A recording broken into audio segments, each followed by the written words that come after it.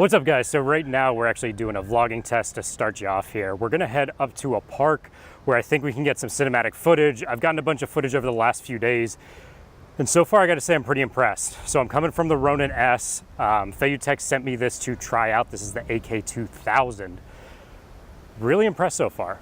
Let's go ahead, we'll get some footage, have some fun, and then I'll do a comparison with the Ronin S back in the studio. But right now, let me know what you think. We're walking with it. We're using the Canon EOS R with the 16-35 f2.8 on here, stabilized, looking pretty good in the monitor. But with that, let's go get some fun footage. See you guys at the park.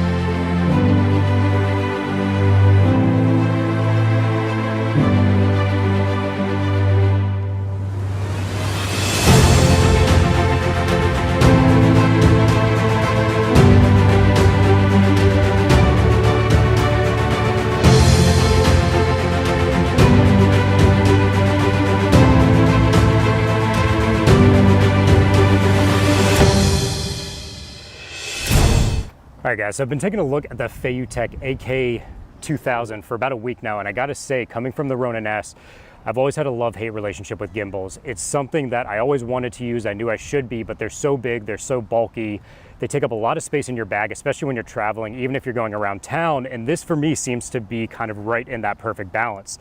So it's significantly lighter, or at least feels like it from when you're holding it. It's very portable. The nice thing with these are they come off, so depending on what type of shot you want to get, you can actually take the feet off, reattach them here, and you can see, boom, now we've got many different types of shots. It's going to be stabilized for what you want. So I'm a big fan of this so far. Let's dive in and find out a little bit more. So kind of right off the bat, one of the things you're going to notice is that this has a touch screen, and that for me saves everything because you don't have to pair this with your phone. A lot of gimbals are going to require your phone to change a lot of the settings. You can do a lot of the things on the fly right here. Change what mode it's in, lock whether it's going to pan or tilt or what it's going to do. You can actually calibrate it from that screen. You can change the weight settings of the type of camera you have on it. I really find this very usable, and I love this touchscreen implementation. It does respond to certain types of swipes, so you can get into the settings that way. You can swipe out of the settings. So think of like a DJI Osmo Action or a GoPro Hero where you're kind of swiping through different menus. It's not quite as advanced as that, but that's a similar gesture system to what this is going to use. On top of that, it does have a joystick. I do have to say I prefer the joystick on the Ronin a little bit better.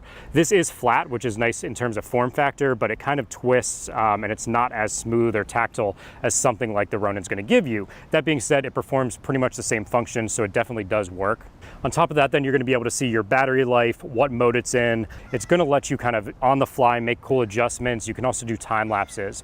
Speaking of time lapses, one thing I found really cool about this is inside of this touchscreen, again, you can actually set a time lapse. So if you use something like the Osmo Pocket, it's actually very familiar to that. You basically set point A, so you actually physically move the camera around. I set point A, then I move it to point B. I set how long I need the time lapse to be, and boom, it's going to record that nice time lapse for you. Again, something without requiring the app. It's just so easy to use. The fact that they've incorporated this touchscreen and this comes in at a cheaper price point than something like the Ronin, I'm pretty much sold. Now, it's not perfect. There are some downsides. My biggest complaint with this right off the bat is the fact that you actually have to charge it through a separate charger. So you're going to have to travel with that and take it with you. On top of that, you can't plug this in. It does have a USB port, but that's not going to provide any type of charging. It's actually a micro USB. It's not USB Type-C. And we're in 2019, so I kind of would have liked to see USB-C on this. So in terms of overall build quality, it's definitely a mixed bag. Some of these are definitely metal. I'd say a good majority of the entire body's metal. The grip itself feels really nice. It is rubber. We'll see how long it actually holds up. Again, I've only had it for a week. Now, there are some plastic parts. Some of the buttons on here, the back of this is definitely a plastic part, so you do have to be aware of that. Could be something if you dropped, it might take some damage, but they also look replaceable in that regard too. So it's something to be aware of, but definitely I'd say the build quality is about a mixed bag. Give it a 50-50. One thing I want to point out actually on this that I like for photography that I didn't notice on the Ronin, I believe the Ronin fights you a little bit more, is you can actually move this around pretty well and kind of lock it where it is, and then you could take a photo. So something to be aware of that kind of adds to the photography aspect of this gimbal. You might not use it a lot, but it's nice to know you could kind of use this as a tripod or a mini tripod if you needed to. So the knob on the side of this is going to be really usable, and check out why. So you can actually control our roll axis up and down, and then we can actually pan all with this knob. Full 360, essentially every way. If the lens is actually small enough, even the up and down, you can do a full 360 degrees. So another really cool feature this has built in, that's not an add-on option, that can also control the focus ring, which we have. We're gonna try that out in a future video with the Blackmagic Pocket Cinema 4K. So on that note, I think it's time to go back to the studio, and we're gonna go ahead and stack this up against the Ronin S side by side. We'll talk about the major differences, what I like about this over that, and then vice versa. See you guys there. Number one, first and foremost, is the weight. And I think this is why this feels so much smaller to me. This is 3.3 pounds. I tried out 2 scales here. Online, it only tells you the weight without the batteries. So I've got the batteries, and I want to mention the tripods on both of these. 3.3 pounds, 4.8 pounds. So that's a significant difference. That's a third of the weight shaved off. Size-wise, you can see they're pretty comparable size-wise, but at the end of the day, I think also because of the weight added in, this feels much more maneuverable. The other thing, and it's minor to call out, I just like that this always balances back how it should, where on this, I think you could probably get it a specific way, or if you measure it perfectly, it'll do it, but as soon as you bump it, it's gonna fall out of place. Super minor, I don't even know why that bugs me, but just something to call out. I really like how balanced this is. Next up, I do wanna talk about the mounts that they come with. So even though these are swappable, on most cameras, not all, you actually need to attach this adapter plate. The problem is you have to screw on this adapter plate, then you screw that to this adapter plate, and it's just kind of all over the place. With FeiyuTech, it was built in. So when you've got something like a A6400, even an A7R III with a decent sized lens, you have no issues attaching this, and it actually sits very well on here. So you end up with a little bit of gap between the lens, and then they do have the adapters if you need to, so you can actually balance the lens. Honestly, I don't usually use those. However, on DJI's, the plate by default, when you put it on here, so hopefully you guys can see that, it's actually at an angle. You couldn't actually balance it. It's either gonna be angling the camera up if we put it level, or you're gonna have to kind of mess around with it. Doesn't work. So I really like that they just built it like this. I kind of wish DJI would have done that as well. I saw online actually too, their AK4500 model has a detachable plate. To me, that's awesome because at the end of the day there, you don't have to worry about balancing it every time. You can take it off, shoot it handheld, and then boom, throw it right on the gimbal. That's one of my biggest complaints. However, with the 2000, this has something really nice, which is the thread is just a hand screw on here. So I don't need a screwdriver, I don't need a coin, I can just screw this on and off, and I actually found, even when it's mounted on here, you can twist this on and off, and that's not gonna be an issue. You could actually leave it balanced and kind of go about it that way.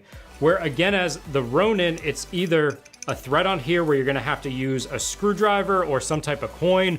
So you really have to leave this plate on, and you're gonna have to slide it on and off every time, and then it requires rebalancing. So again, just these small things really add up into an overall better picture for my usability. I'm not talking too much bad on the Ronin. It's a very good gimbal at what it does. It's well built. But at the end of the day, I've just been finding this more usable and something I'm actually more eager to go out and use. That being said, let's talk about build quality. We mentioned the plastic parts on here. So yes, there is plastic used. It doesn't feel as durable as the Ronin. The Ronin's very rugged. It feels very durable. I've actually dropped this when it was unattached out of my backpack once. Took a pretty big drop and it was fine. There's no issues other than a minor little dent on there. Performance-wise, it's been great. The resistance on the knobs are all very good. They've done a very good job on the build quality on here. Price-wise though, this is $380, and I do have a link below for 10% off. It's not an affiliate link. I'm not getting paid for this review. I wanna call that out. They just sent this to me for free. The Ronin is $550. That's the Essentials kit. I actually paid $750 when it came out. That came with the knob and I think an upgraded stand, a few other things with it. So you can get this for $550. This is $380. So there's already a decent price cut there. And then on top of that, the $38 off if you get the 10% off coupon in the store. It's, to me, a no-brainer. I really do like this gimbal. All that being said, I mean, just to prove to you guys, I'm really interested to try the Weeble Lab. I'm thinking about buying that just to put it as a comparison against these two as well. I think the portability against this would be really interesting to see, and both of those are closer to the same price point. I think it's on sale right now for $450. Maybe we'll see that in a future video. So other than build quality, what are you getting for the extra roughly $200? This has an 8-pound payload. This has a 6-pound payload. I know they do have other models that have a higher payload. I haven't used them, so I don't know if they're heavier, what kind of form factor they're dealing with. But at the end of the day, unless you need 8 pounds, 6 pounds is pretty good for most DSLRs. I've had no issues with the EOS-R, with the 16-35 lens and the ND adapter. If you're on a bigger DSLR or something like that, you may want to consider going the Ronin route if you're around that 6-pound threshold, just because this is rated higher. So some of the last things to call out, this does does have USB-C. This is micro USB, as I mentioned earlier, so I do get points to that. The Ronin also has in-body charging, which is another nice thing. I think that's why it has some additional weight and heft to it, because they have to build in the charging mechanism, where this, again, you're gonna use an external charger. So this is gonna be the external charger you're gonna have to travel with. That's my biggest gripe, I think, with this gimbal, to be honest, is the fact that you have to take the batteries out. That being said, too, I want to talk a bit about battery life. I didn't by any means run them from 100% to 0, but I can tell you how much I've used these gimbals. And this, with all the filming I've done over the last few days, it's rated at 12 hours. I don't know that I'm actually going to get 12 hours out of it. I used it for maybe 5 hours or so, and I'm just below 50%. I do know on the Ronin I've used it a ton, and honestly, the battery life seems to be pretty fantastic. I don't think I've ever gone below 50%, and I've used it for hours on end. So both of these are going to have great battery life. For me, in a normal shoot, I'm going to want to charge between anyway, so unless you're out for a 12-hour day, you shouldn't really have issues with either of these. Last up then, comparing these two, let's talk about the grips a bit. So I do like the circular grip on here. It's nice and rubbery. The fact that you can take off the tripod and attach it to the side of this is really nice as well. So it's just gonna give you some extra flexibility when you're shooting. We'll go ahead and set that back down. This does do the same thing, so you can take off the bottom. This is also gonna have a 1/4 inch and a 3/8 inch screw, giving you a little bit more flexibility if you wanna put it on a tripod or a monopod. The other thing I want to call out though, I've had to put a NATO plate on here. I did find, just with how heavy it is, how much it swings around. This for me ended up kind of being an ideal setup. So I've got the handle, I can hold it like this, gives me much smoother panning. I do like this. The fact that you can kind of swap those out easily, you don't have an extra handle to carry, you don't have to take it on and off, is pretty nice. So don't get me wrong, at the end of the day, the Ronin is an amazing gimbal, and for many people, it's their go-to setup. That being said, I've had it since it came out, whatever that's been now, a year, and honestly, I've used it 10 to 15 times max.